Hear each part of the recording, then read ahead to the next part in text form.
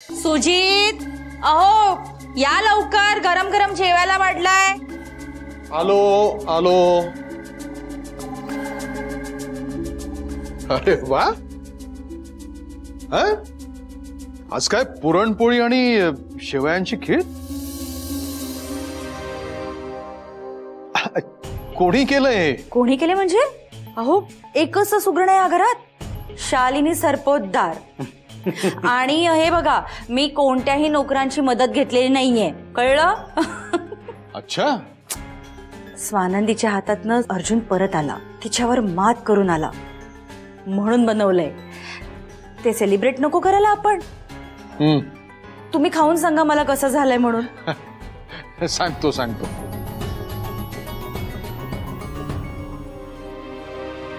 अरे वाह, क्या बात है शालिनी। मॉम, कमाल झालाय। सुजीत, तुझी खूप खूप आभारी आहे मी। मॉम, काय आलं?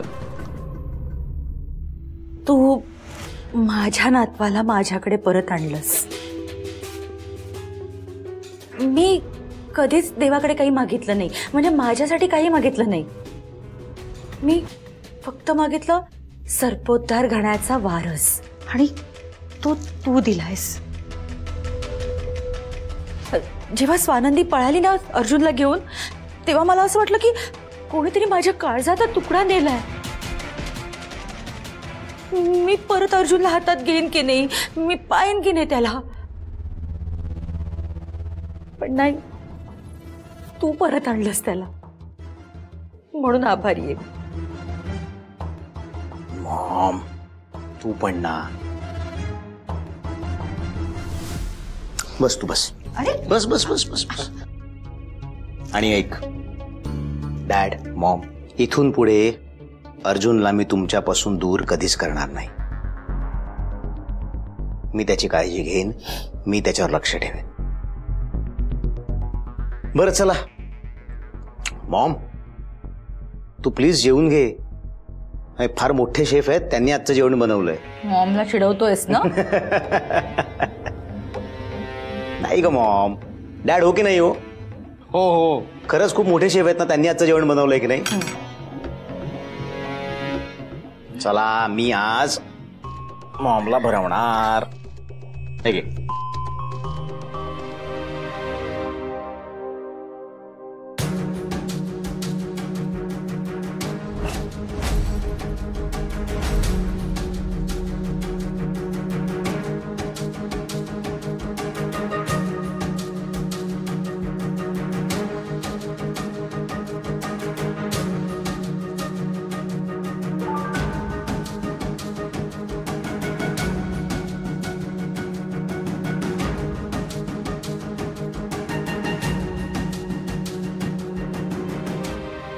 माझं बाळ,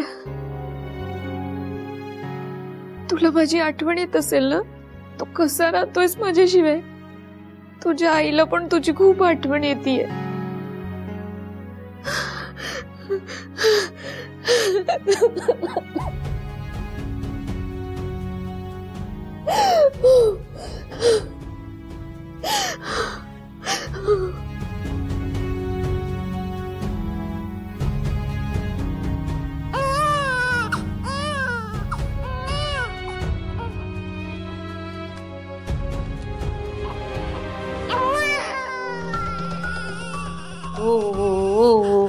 बघा ना मॅडम, मी केव्हाच खेळवते याला, पण रडायचं थांबतच नाहीये। मॉम तू बस, मी घेतो। द्या।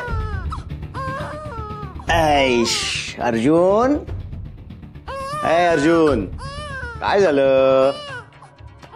बघा बघा तुम्हाला कोणी घेतलंय बघा, डॅडने घेतलंय तुम्हाला।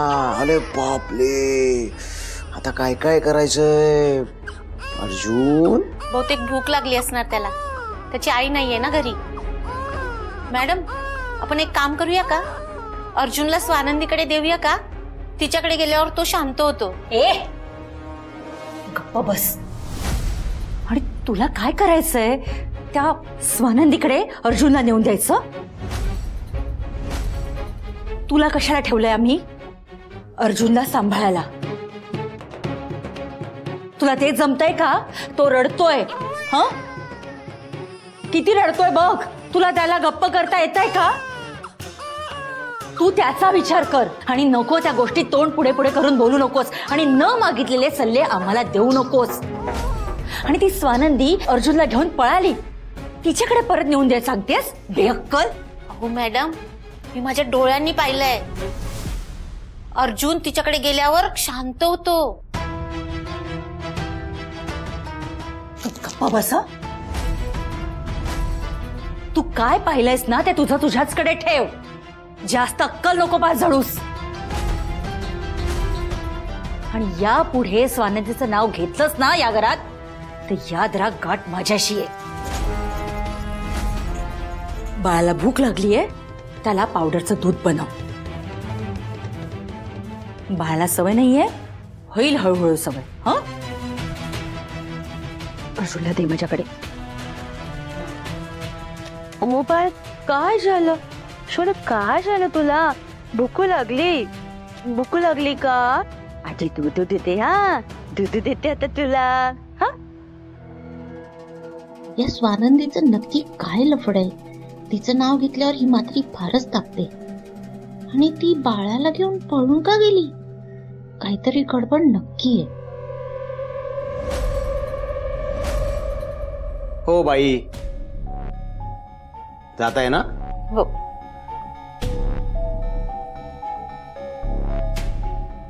ही बाई जरा अतिशहाणी आहे. ही लवकरच शोधून काढेल की स्वानंदी अर्जुनची आई आहे.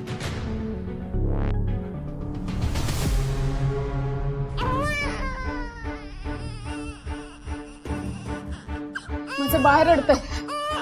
माझ्या बाळाला भूक लागली असेल. मला माझ्या बाळाजवळ जायचं. नको जाऊ. सरपदरांना आवडणार नाही तो खाली गेलेलीस.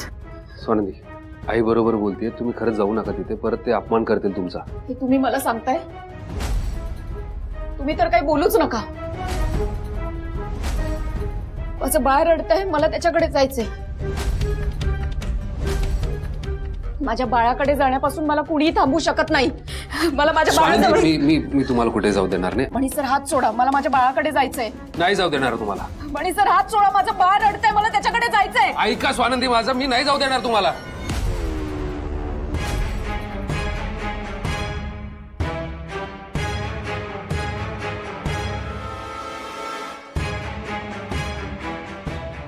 मला आता खात्री पटली. मणी सर, तुम्ही दोघेही सरपोतदारांच्या प्लॅन मध्ये सामील आहात. तुम्ही जाणून बुजून मला माझ्या बाळापासून लांब ठेवत आहात. माझ्या बाळाला माझ्यापासून हिरावून घेण्याच्या प्लॅन मध्ये तुम्ही सुद्धा सामील आहात. बस स्वानंदी, तू काय बोलतेस? तुला कळतंय का? सरपोतदारांच्या प्लॅन मध्ये आम्ही दोघं सामील आहोत. आम्ही जे करतोय ना ते तुझ्या आणि तुझ्या बाळाच्या भल्यासाठी करतोय. तुम्हाला वाचवण्यासाठी करतोय. तुला कल्पना आहे ती माणसं कशी आहेत? ही माणसं कशी असू देत, पण तुम्ही दोघं माझ्याशी असं का वागताय? माझ्या बाळाला माझ्यापासून का लांब करताय तुम्ही? तुम्ही का साथ देतायत त्यांची? सगळ्या प्रश्नांची उत्तरं नाही देता येत स्वानंदी. काही प्रश्नांची उत्तरं योग्य वेळ आल्यावरच दिली जातात. तू प्लीज तुझं डोकं शांत ठेव. हा, तू दमलीयस. तू 2 घास खाऊन घे, तुला बरं वाटेल. थोडस खा. तुला भूक लागली आहे ना, म्हणून कदाचित तुला थोडा त्रास होतो. थोडस जेव. स्वानंदी, जोवर माझं बाळ मला परत मिळणार नाही तोवर मी अन्नाचा घास सुद्धा खाणार नाही.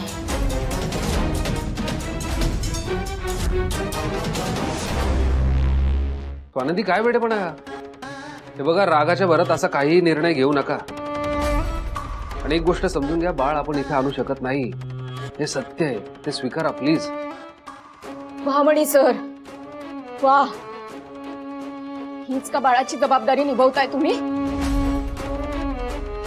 आपलं बाळ म्हणत होतात ना तुम्ही, मग त्याच बाळाला त्याच्या आईपासून लांब करताय तुम्ही. असं नेमकं काय घडलंय की तुम्ही आपल्या बाळाला आपल्या जवळ परत आणू शकत नाही? मी बाळासाठी हे करेन, मी बाळासाठी ते करेन, आणि आता जेव्हा जबाबदारी घ्यायची वेळ आली तेव्हा जबाबदारी झटकताय तुम्ही. नेमकं काय घडलंय? काय घडलंय की तुम्ही आपल्या बाळाला आपल्या जवळ परत आणू शकत नाही? सांगा ना, मला उत्तर द्या. स्वानंदी, मी तुम्हाला अगदी समजू शकतो, पण माझा नाईलाज आहे. मला नाही म्हणे.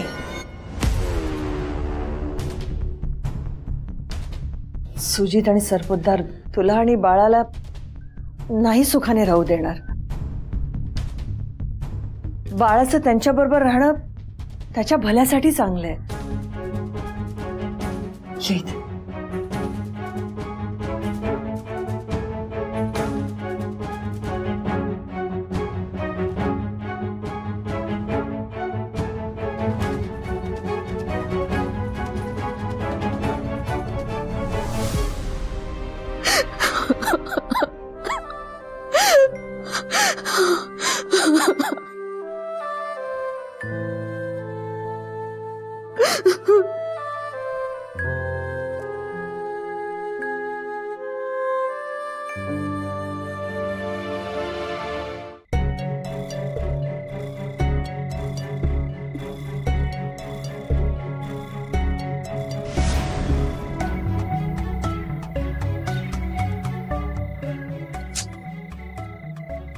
काय करू तेच कळत नाहीये.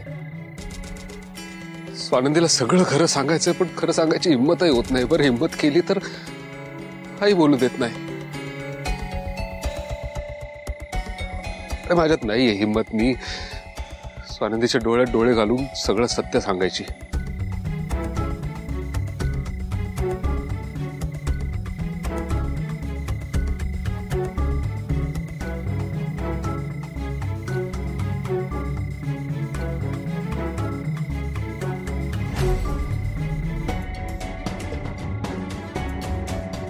स्वानंदीच्या डोळ्यात डोळे घालून सत्य सांगू शकत नाही, पण मी ते सत्य चिठ्ठीत तर लिहू शकतो ना.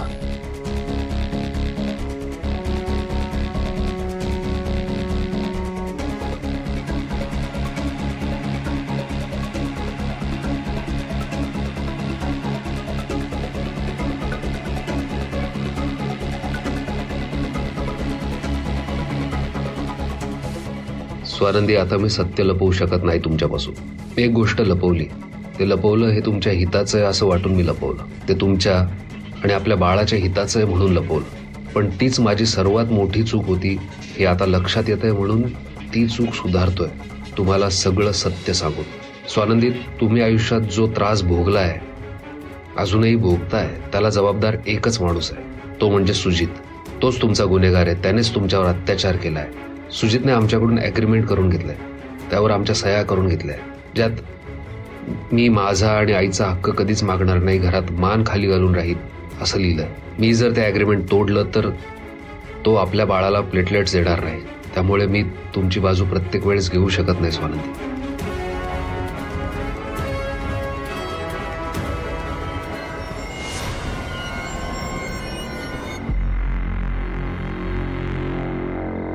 बाळू, तू कधी आलास? हे काय आत्ताच आलो. काय झालं मणी सर? काय लिहित होतात? नाही अरे, एंट्रीज बघत होतो जस्ट असंच. तू जेवलास का? हो सर, जेवलं ना. चल येतो.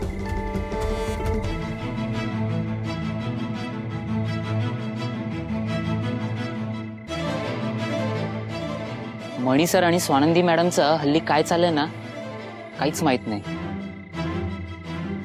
एक दिवस हे गोत्यात आणणार एवढं नक्की.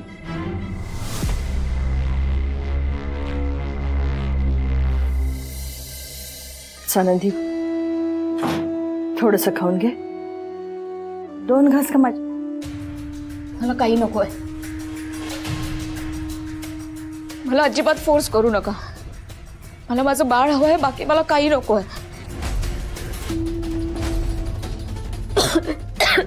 स्वानंदी, पाणी आण. स्वानंदी, स्वानंदी, स्वानंदी, सावकाश सावकाश. हे घे, हे पाणी. स्वानंदी, स्वानंदी, पाणी पी.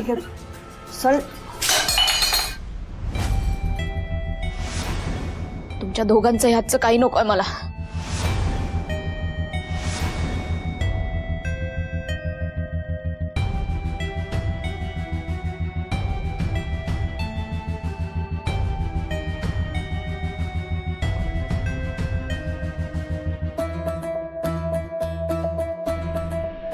हे भयानक आहे. मला खरंच अंदाज नव्हता की स्वानंदी माझा आणि आईचा इतका तिरस्कार करतील. आता जर गप्प राहिलो तर गोष्टी हाताबाहेर जातील. स्वानंदीला सत्य कळणं गरजेचं आहे.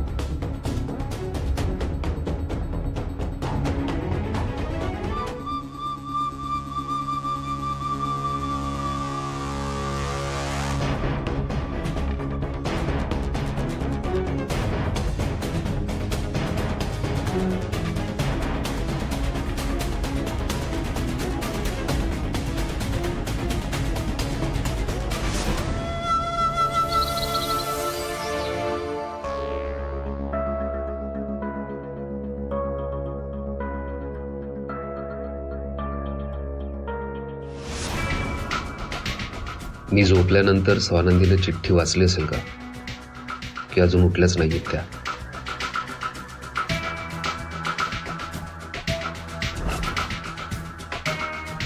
ही चिठ्ठी अशीच उशीच्या खाली राहिली तर स्वानंदीला दिसणार नाही. बाहेर काढून ठेवायला हवी.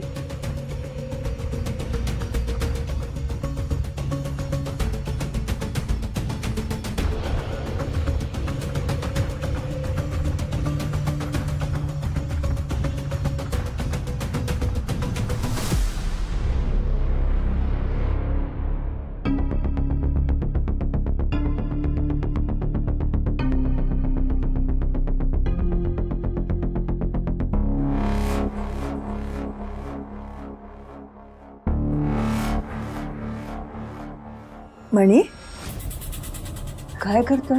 नाही काही. कुठे काय झालं? मी स्वानंदी गाढ झोपल्या की नाही बघत होतो. काल जेवल्या पण नाही ना. मी खूप प्रयत्न केला तिला भरवण्याचा, पण जेवायलाच तयार नाही. हट्टी झालीये. हल्ली तर माझं पण ऐकत नाहीये.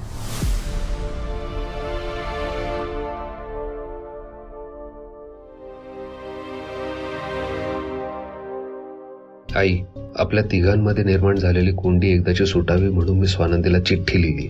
इतके दिवस आपण लपवायचा प्रयत्न केलेलं सत्य स्वानंदीला कळेल. आपण ते लपवून काहीच फायदा झाला नाहीये, पण ते सांगून मात्र आपण सगळ्या स्ट्रेसमधून, सुजितच्या ब्लॅकमेलमधून बाहेर पडू. स्वानंदीलाही मी हतबल असल्याने त्यांच्या बाजूने उभा राहू शकत नसल्याचा जो त्रास होतोय तो संपेल. अर्थात सत्य कळल्यावर त्यांना खूप त्रास होईल, पण रोज आपल्या दोघांवर संशय घेताना त्यांना होणाऱ्या त्रासापेक्षा तो कमी असेल. स्वानंदी, ही चिठ्ठी वाचून तुम्ही काय रिॲक्ट व्हाल हे मला माहित नाही, पण त्यानंतर मी तुम्हाला फेस करू शकणार नाही एवढं नक्की.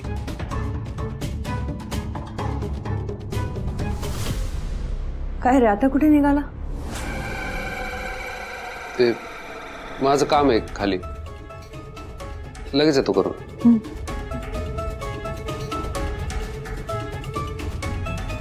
असं कुठलं काम काढलं सकाळ सकाळी?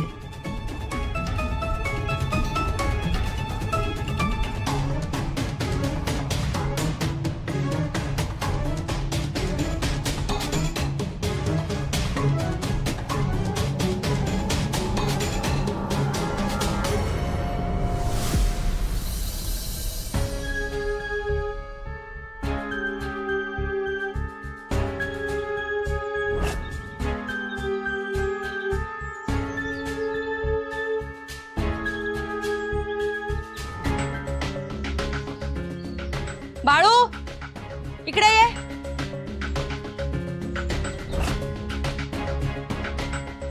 नमस्ते मॅडम. काय रे, काम नीट चालू आहे ना? हो मॅडम, एकदम व्यवस्थित चालू आहे. मी मणी सर आणि स्वानंदी मॅडमवर ना एकदम बरोबर लक्ष ठेवून आहे. हां, आता त्या दिवशी थोडी चूक झाली होती माझ्या हातून, पण परत नाही होणार. तू ना तोंडापेक्षा डोकं चालवलं असं फार बरं होईल. मला सांग, मणी सकाळी सकाळी कुठे गेला? काही प्लॅन तर नाही ना त्याचा? नाही, नसावा. मला तर नाही वाटत तसं. पण हा एक नक्की आहे, काल रात्री ना काहीतरी लोचा नक्की झालाय. लोचा? काय तुझी भाषा, मला समजेल असं सांग ना. लोचा म्हणजे गडबड. काल रात्री ना काहीतरी गडबड नक्की झाले. कारण काल रात्री मी बंगल्याच्या मागे राऊंड मारायला गेलो होतो, तेव्हा मणी सर तिथे आले होते. ते ना माझ्या रजिस्टर मध्ये काहीतरी लिहित होते. मी स्वतः त्यांना पाहिले काहीतरी लिहिताना. काय? हो. मणी तुझ्या रजिस्टर मध्ये काहीतरी लिहित होता? हो. काय लिहित होता ते मात्र मला नाही कळलं. कळलं नाही तर नोकरी सोड. अक्कल असलेला दुसरा वॉचमॅन ठेवेन ह्याच पगारात. तुला एक्स्ट्रा पैसे कशासाठी देते मी? मणीवर डोळ्यात तेल घालून पहारा ठेवण्यासाठी. जर स्वानंदीचे हात परत माझ्या नातवापर्यंत पोचले ना, तर तुला कुठे पोचवेन हे कळणार नाही तुला. सॉरी मॅडम, मी त्यांच्यावर एकदम बारकाईने लक्ष ठेवेन आणि तुम्हाला तक्रारीची जागा सुद्धा देणार नाही. माफ करा मॅडम, पण एक विचारू, स्वानंदी मॅडम आणि मणी सरांचा तुम्हाला त्रास होतो का? त्रास होत असेल तर त्यांना ना घराबाहेर काढून टाका. नाही म्हणजे तुम्ही या बंगल्याच्या मालकीण आहात आणि आउट हाऊसर सुद्धा. तू फुकटचा सल्ला कशाला देतोस मला? तुझे सल्ले तुझ्याचकडे ठेव. त्या दोघांवर नीट लक्ष ठेव, नाहीतर तुला चकलवून देईन. जा कामाला लाग. जा जा. हा बरोबर बोलतोय. मी का सहन करते त्यांना? सरळ हकलून दिलं ना की प्रश्न मिटला.